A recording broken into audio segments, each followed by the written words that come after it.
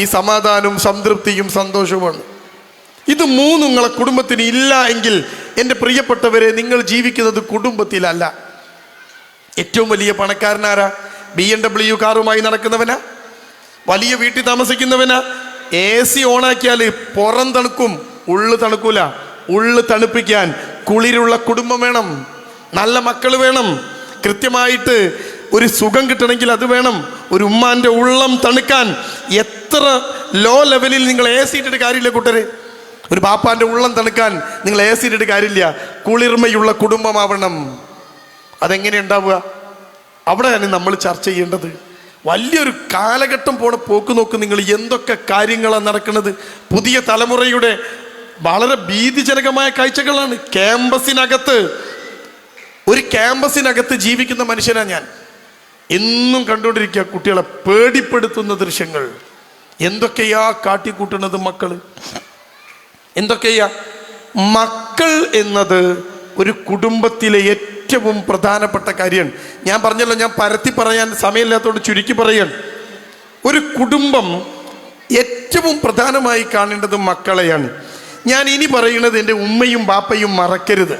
ഈ സദസ്സിലുള്ള ഉമ്മമാർ ബാപ്പമാർ മറക്കരുത്.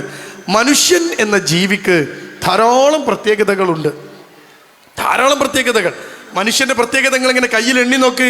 മനുഷ്യൻ മാത്രമേ ചിരിക്കൂ, മനുഷ്യൻ മാത്രമേ എഴുന്നേറ്റ് നിൽക്കൂ, മനുഷ്യൻ മാത്രമേ കൈകൊണ്ട് പ്രവർത്തിക്കൂ, മനുഷ്യന് മാത്രമേ സംസാരിക്കാൻ കഴിയൂ, മനുഷ്യന് മാത്രമേ വിശേഷ ബുദ്ധിയുള്ളൂ, മനുഷ്യൻ മാത്രമേ ബുദ്ധി വെച്ച് ചിന്തിച്ച് സംസാരം കൊണ്ട് അടുക്കൂ. ഞാൻ മനുഷ്യൻ്റെ പ്രത്യേകത പറഞ്ഞതാ. അതൊക്കെ നിങ്ങൾ അവിടെ വെച്ചോ, ഞാൻ അതിലേക്കൊന്നും പോകില്ല. ഇനി ഞാൻ പറയാൻ പോകുന്ന 3 പ്രത്യേകതകൾ പ്രസവിച്ച ഉമ്മമാരും ബാപ്പയായി മാറിയ പുരുഷന്മാരും ചിന്തിക്കണം. ഇനി ഞാൻ പറയാൻ പോകുന്ന 3 പ്രത്യേകത. നമ്പർ 1, മനുഷ്യൻ മാത്രമാണ് സുദീർഘമായി മക്കളെ പോറ്റുന്ന ജീവി. ആർക്കെങ്കിലും സംശയം ഉണ്ടെങ്കിൽ കൈപ്പൊക്കാം.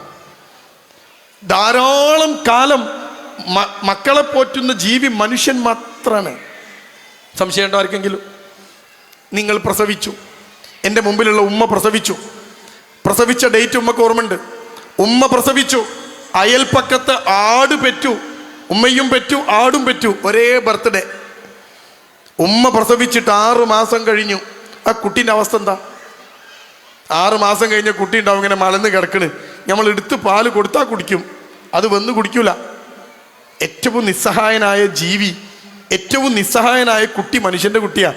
വേറെ ദുനിയാവിലെ ഏത് ജന്തുവും പെറ്റു വീണാൽ ഉടൻ സ്വന്തം കാലിൽ നടന്ന് പാല് കുടിക്കും. പശു പ്രസവിച്ചാൽ കുട്ടി എഴുന്നേറ്റ് നിൽക്കും, ആട് പ്രസവിച്ചാൽ കുട്ടി എഴുന്നേറ്റ് നിൽക്കും, ആന പ്രസവിച്ചാൽ ആ കുട്ടി എഴുന്നേറ്റ് വന്ന് ആനയുടെ പാല് കുടിക്കും. ഏതെങ്കിലും ഒരു മനുഷ്യൻ്റെ കുട്ടി പെറ്റിട്ടിട്ട് സ്വന്തമായിട്ട് വന്ന് പാല് കുടിച്ചങ്ങൾ കണ്ടിടണം? നമ്മൾ എടുത്ത് കൊടുത്താൽ കുടിക്കും, എന്നാൽ തന്നെ അതിന് കുടിക്കാൻ അറിയില്ല. നമ്മൾ കുറേ കൊടുത്ത് കുടിപ്പിച്ച് പഠിപ്പിക്കണം. ഏറ്റവും നിസ്സഹായനായ കുട്ടി മനുഷ്യൻ്റെ കുട്ടിയാണ്. 6 മാസം നിങ്ങൾ പ്രസവിച്ചിട്ട് കഴിഞ്ഞു. നിങ്ങളുടെ കുട്ടിയെ ഒന്നിനും പറ്റൂല, ആ കുട്ടി മലർന്ന് കിടക്കുന്നുണ്ടാവും. പക്ഷെ ആട് പ്രസവിച്ച കുട്ടി നല്ല മിടുക്കനായി ഓടിക്കളിക്കുന്നുണ്ടാവും. 1 കൊല്ലം കഴിഞ്ഞു, നിങ്ങളുടെ കുട്ടി നടക്കാൻ പോലും പഠിച്ചു വരുന്നുണ്ടാവുള്ളൂ. ആട്ടിൻകുട്ടിക്ക് പ്രായപൂർത്തിയായി ഉണ്ടാവും. 2 കൊല്ലം കഴിഞ്ഞു, നിങ്ങളെ കുട്ടി അപ്പോഴും ട്രൗസറിൽ അപ്പി മൂത്രമൊക്കെ ഇട്ട് നടക്കുന്നുണ്ടാവും അല്ലേ? 2 കൊല്ലം കഴിഞ്ഞ് ആട് പ്രസവിച്ച ആട്ടിൻകുട്ടി മറ്റൊരാട്ടിൻകുട്ടിക്ക് ജന്മം കൊടുത്തിട്ടുണ്ടാവും 2 കൊല്ലം കൊണ്ട്. ഞാൻ ചോദിക്കട്ടെ, കോഴി എത്ര മാസം കുട്ടികളെ പോറ്റും?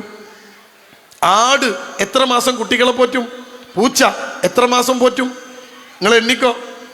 ഇനി ഞാൻ ചോദിക്കട്ടെ നിങ്ങളോട്, 10 വയസ്സുള്ള മക്കളുള്ള ആൾക്കാരൊന്ന് കൈപൊക്കിയെ കാണട്ടെ. എൻ്റെ പ്രിയപ്പെട്ട കൈപൊക്കിയ ഉമ്മമാർ ചിന്തിക്കണം, 10 കൊല്ലമായി നിങ്ങൾ കുട്ടികളെ പോറ്റണ്. നിന്റെ ചോദ്യം എപ്പോഴാണ് തീരുക? നിങ്ങൾ തീരുന്ന ഡേറ്റ് പറയും. ഈ കുട്ടികളൊക്കെ പോറ്റി തീരുന്ന ഡേറ്റ് പറയും. നിങ്ങൾ തീരൂല. നമ്പർ 2, ജീവിതകാലം മുഴുവൻ മക്കളെ പോറ്റുന്ന ജീവിയാണ് മനുഷ്യൻ. സംശയമുണ്ടോ നിങ്ങൾക്ക്?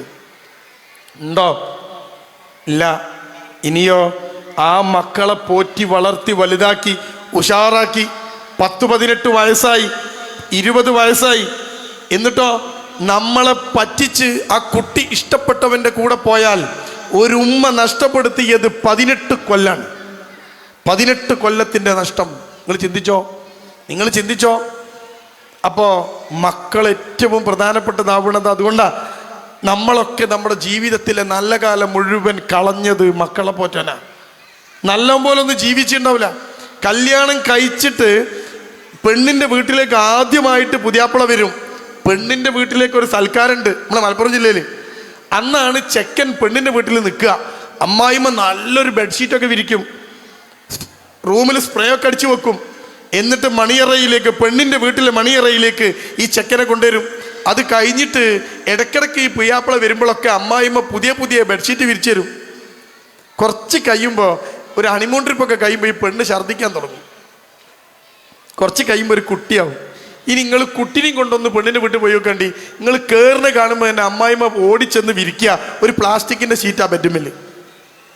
കാരണം എന്താ, ആ കുട്ടീനെയും കൊണ്ട് ആ ബെഡ്റൂമിൽ കിടന്ന് അമ്മ മൂത്രാവും. അമ്മായിമ്മ ആ പുതിയ ഷീറ്റൊക്കെ മടക്കി വെക്കും, ഞാൻ അനിയത്തിൻ്റെ കല്യാണത്തിന് കൊടുക്കുക. പിന്നെ അവിടുന്ന് അങ്ങോട്ട് ആ കുട്ടിക്ക് 2 വയസ്സാവണ വരെ ഞാനും നിങ്ങളും ഒക്കെ കിടന്നുണ്ടാവും ഈ പ്ലാസ്റ്റിക്കിൻ്റെ ഷീറ്റിലായിരിക്കും അല്ലേ. അതൊക്കെ കഴിഞ്ഞാൽ ഷീറ്റൊക്കെ ഒന്ന് മാറ്റി സുഖമായിട്ട് കിടക്കാൻ തുടങ്ങുമ്പോൾ 2ാമത്തെ പ്രസവം, വീണ്ടും പ്ലാസ്റ്റിക്കിൻ്റെ ഷീറ്റ്.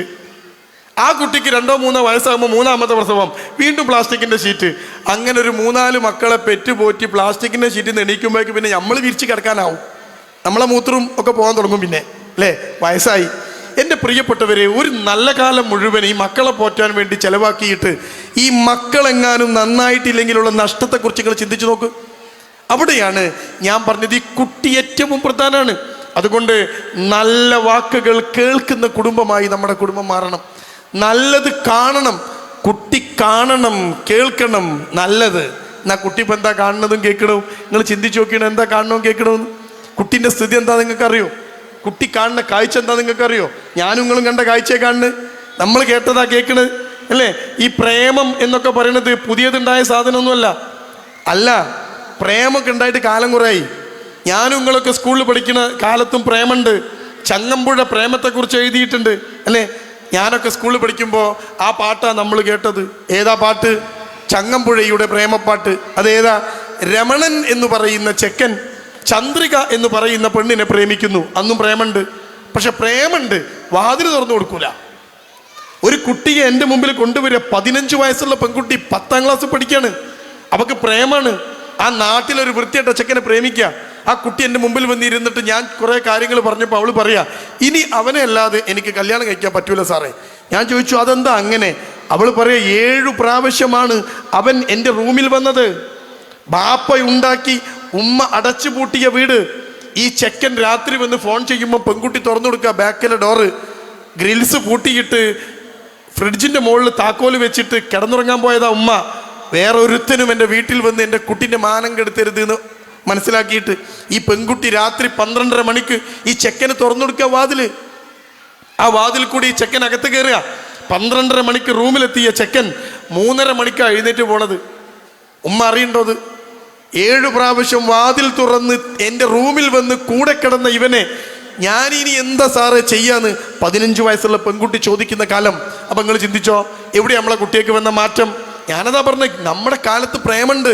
പക്ഷേ ആ പ്രേമത്തിലും പ്രേമത്തിൻ്റെ പാട്ടിലും സംഗീതത്തിലും കവിതയിലും ഒക്കെ ഒരു നൈതികതയുണ്ട്, സാന്മാർഗികതയുണ്ട്, മൂല്യമുണ്ട്. ഞാൻ നേരത്തെ പറഞ്ഞല്ലോ, ചങ്ങമ്പുഴ എഴുതി വെച്ച പ്രണയകാവ്യത്തിലെ ആളുടെ പേര് രമണൻ. രമണൻ പ്രേമിച്ചത് ചന്ദ്രിക എന്ന പെണ്ണിനെയാണ്. ഒരു ദിവസം ഈ ചന്ദ്രിക രമണൻ്റെ അടുത്തേക്ക് ഇങ്ങോട്ട് വരികയാണ്, പെണ്ണ് ഇങ്ങോട്ട് വരികയാണ്. എന്നിട്ട് രമണനോട് പറയാണ്, രമണ ഞാനും നിന്റെ കൂടെ വരിക. രമണനോട് പറയാ, എന്താ പറയണത്? കാനന ചായയിലാടുമേക്കാൻ ഞാനും വരട്ടെയോ നിന്റെ കൂടെ. രമണനോട് ചന്ദ്രിക ചോദിക്ക, പെണ്ണ് ചോദിക്ക ചെക്കനോട്, ആടിന് മേയ്ക്കാൻ ഞാനും കൂടി വരട്ടേന്ന്.